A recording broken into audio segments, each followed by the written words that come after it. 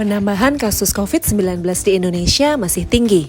Maka, pemerintah perlu mengambil langkah tepat dengan memberlakukan PPKM mulai tanggal 11 sampai dengan 25 Januari 2021. Apa sih PPKM itu? Yuk kita cari tahu. Pemberlakuan pembatasan kegiatan masyarakat. Artinya, memberikan batasan pada berbagai sektor yang bertujuan untuk mengendalikan penularan COVID-19 agar tidak semakin merajalela.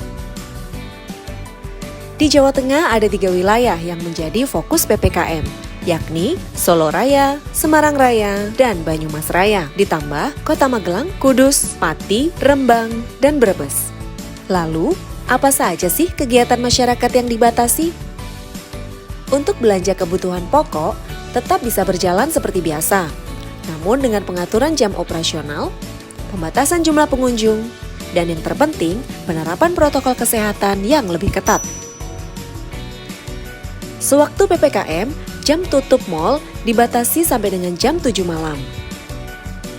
Untuk pelajar, belajarnya lewat daring ya.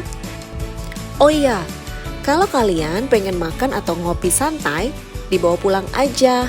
Karena kapasitas tempat duduk juga dibatasi maksimal 25%.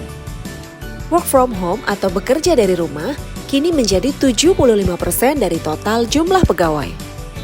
Aktivitas di rumah ibadah dibatasi hanya 50% dari total kapasitas. Sementara itu, kegiatan konstruksi atau pembangunan tetap bisa beroperasi 100%. Ingat, jangan lupa cuci tangan pakai sabun, jaga jarak, serta pakai masker. Tetap jaga kesehatan supaya COVID-19 segera hilang.